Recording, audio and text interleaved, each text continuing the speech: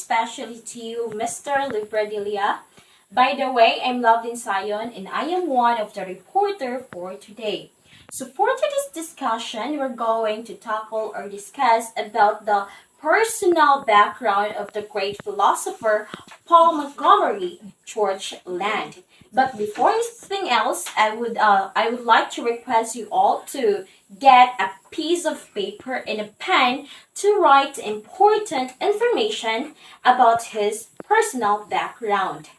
And now, I assume that all of you has a pen and a piece of paper, and let's start it. So, Paul Montgomery Churchland was born in Vancouver, British Columbia, Canada on October 21, 1942. So, growing up in Vancouver, Churchland's father is a high school science teacher and his mother took in sewing.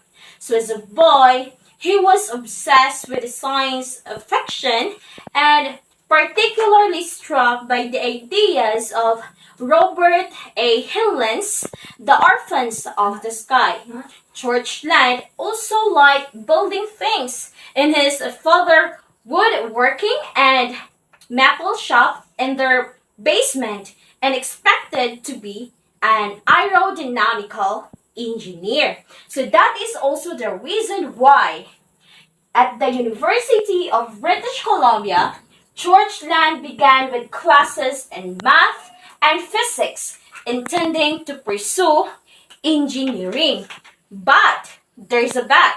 But the conversations with his fellow students in the summer before his sophomore year inspired him to begin taking philosophy classes, and he graduated with a Bachelor of Arts in 1964.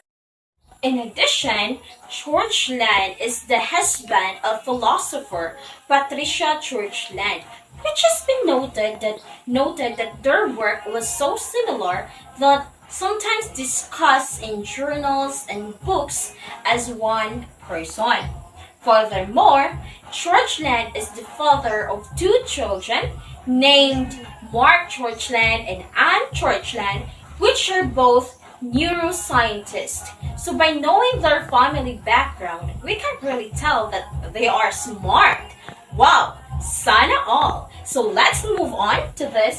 So along with his wife, Churchland is a major proponent of eliminative materialism, the belief that everyday common sense folk psychology, which seeks to explain human behavior in terms of the beliefs and desires of agents, is actually a deeply flawed theory that must be eliminated in favor of a mature cognitive neuroscience. So, aren't you all curious to know his philosophy about self?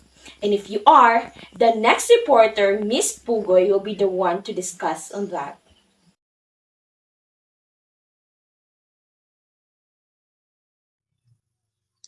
Hello, good morning to each one of us, especially to Mr. Libradilia. Good morning to you, sir.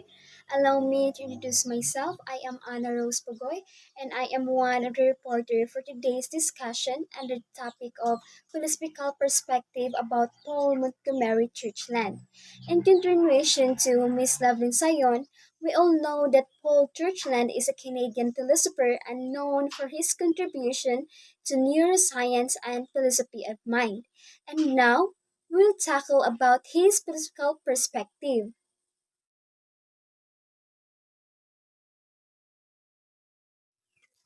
Did you know that Paul Montgomery Churchland claims that the self is not a fixed entity, but rather a constantly changing process that emerges from the activity of the brain? He argued that our experiences and behavior can be explained in terms of the workings of our brain, or rather than by evoking a separate entity or soul.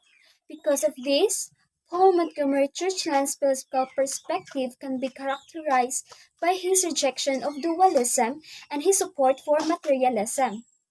But first, let me expound what is dualism for you to have an idea about this philosophical view. So, when we say dualism, it is a concept that our mind is more than just our brain. This concept entails that our mind is a non material, spiritual emission that includes consciousness and possibly an eternal attribute. One way to understand this concept is to consider our brain that tells us as a container including our physical body or a physical brain, along with a separate non-physical mind, spirit or a soul. Or in other words, dualism is a philosophical view that the mind and body or the brain are distinct entities with separate natures. But Churchill rejects this concept and believes to the other concept which is the materialism.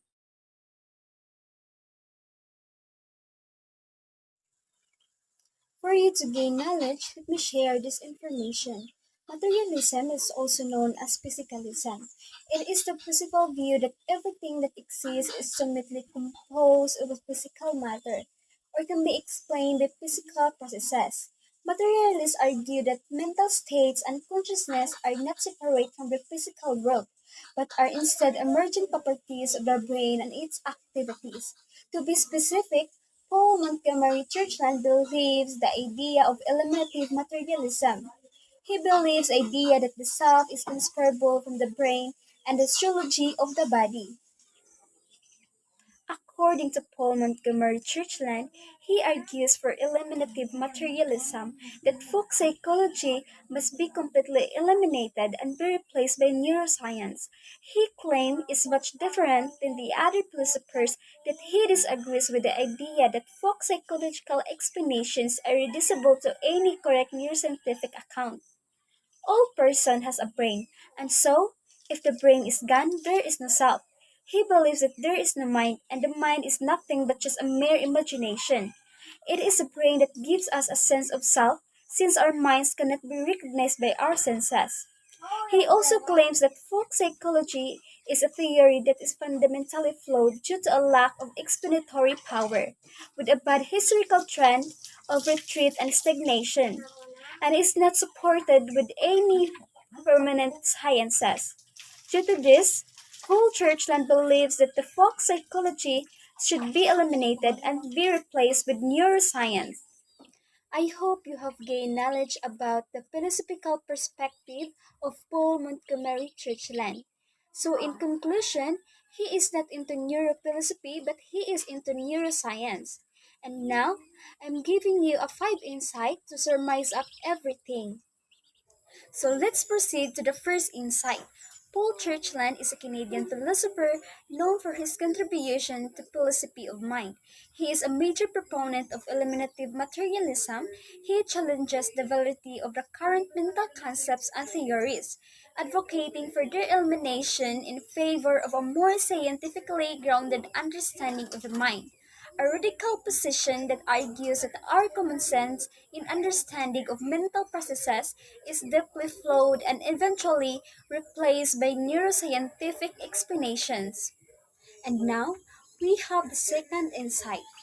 Churchland has authored numerous works exploring various aspects of the mind and brain relationship, consciousness, intersection of neuroscience and philosophy. His writing delved into the implication of scientific advancement, which he has a significant contribution to these fields. And now, let's proceed to the third insight.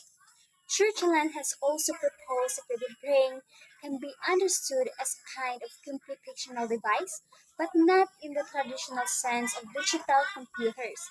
Instead, he suggests that the brain's computation are more akin to those found in artificial networks, which can learn and adapt over time. So number four, reductionism. So from the word itself, reduction or reduce. So Churchland's philosophy tends towards reductionism, which involves explaining complex phenomena by reducing to simpler, more fundamental states and processes to their neural and physiological underpinnings.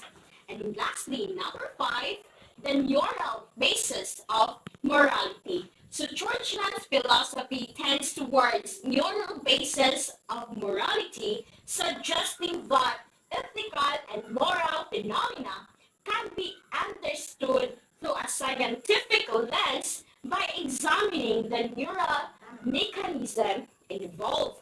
So the challenging traditional philosophical approach to morality and ethics, opening the door to a more empirical understanding. So that is all for today, and I hope you learned something from it.